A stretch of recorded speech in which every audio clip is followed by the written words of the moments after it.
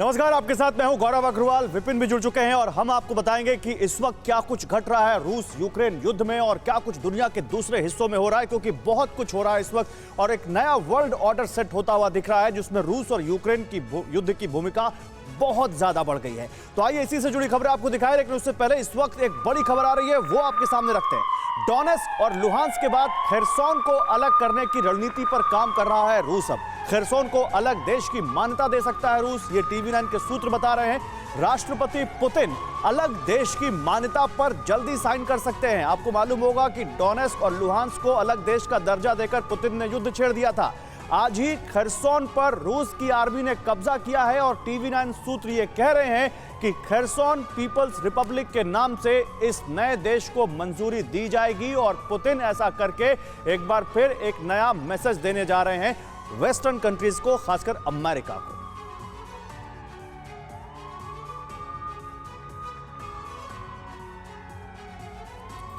रूस यूक्रेन को टुकड़े टुकड़े करने की प्लानिंग में है। पहले से ही वो 2 टुकड़े कर चुका है और अब वो यूक्रेन का तीसरा टुकड़ा करने वाला है। टीवी9 के सूत्रों के हवाले से खबर है कि डोनेस्क और लुहांस्क के बाद अब रूस खेरसोन को अलग देश की मान्यता देने वाला है। पुतिन ने जैसे डोनेस्क और लुहांस्क को मान्यता दी थी, उसी तरह से वो खेरसोन को भी मान्यता दे देंगे। खबर ये भी है कि खेरसोन पर रूस की आर्मी ने आज ही कब्जा किया है और आज ही इसे खेरसोन पीपल्स रिपब्लिक का नाम दिया जाएगा और मान्यता दोनों एक साथ दे दी जाएगी। उधर इस बात की चेतावनी ब्रिटेन ने भी दे दी है। ब्रिटेन ने साफ कहा है कि खेरसोन पर रूस का कब्जा हो गया है और उसमें मॉस्को समर्थित सरकार बनाने की योजना भी बना ली गई है। तो इससे ये बात तो साफ हो जाती है कि रूस यूक्रेन को टुकड़ों में तोड़ेगा और अपनी मंशा सिद्ध करेगा। यूक्रेन लड़ता रहेगा, अपने हिस्से गंवाता रहेगा और दुनिया देखती रहेगी।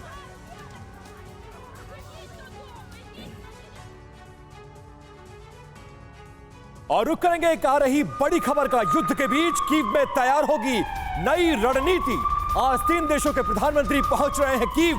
पोलैंड, चेक रिपब्लिक और स्लोवेनिया के पीएम कीव जाएंगे। कीव में राष्ट्रपति जेलेंस्की से तीनों देशों के प्रधानमंत्री मुलाकात करेंगे और ईयू देशों का समर्थन जताने के लिए इन प्रधानमंत्रियों का यह दौरा है और इस दौरे को इसीलिए इससे जोड़कर देखा जा रहा है।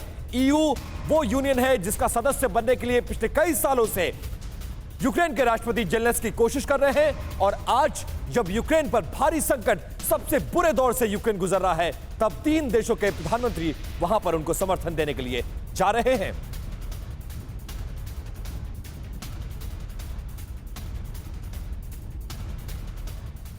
और देखिए एक बड़ी खबर, यूक्रेन ने कीव में कर्फ्यू लगाने का ऐलान कर दिया है। रूस ने कीव को चारों तरफ से घेरा हुआ है और कीव में 17 मार्च तक कर्फ्यू लगा दिया गया है, 2 दिन का कर्फ्यू। जी हाँ, लोगों को हिदायत दी गई है कि वो अपने घर में रहें, घर से बाहर ना निकलें।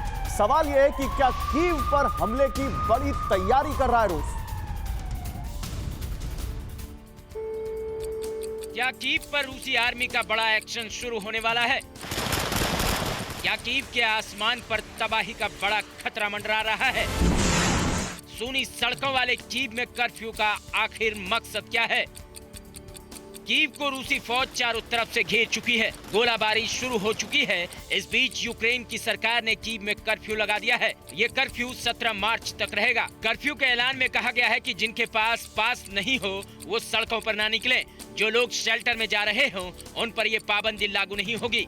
रूसी फौज के हमले के चलते कीव में जलते मकान दिखाई दे रहे हैं, गोलियों की गूंज सुनाई दे रही है और शहर काफी हद तक खाली हो चुका है। इसके बाद भी यूक्रेन की सरकार ने जिस तरह से अलर्ट जारी किया है, उससे तो यही लगता है कि जल्द ही कुछ बड़ा होने वाला है। हालांकि यूक्रेनी फौज भी 20 दिन से डटी हुई है, उसका मुकाबला कर रही है, लेकिन रूसी फौज ने जिस तरह से हमले तेज किए हैं, उससे लग रहा है कि कीव का किला ढहने में ज्यादा वक्त नहीं लगेगा।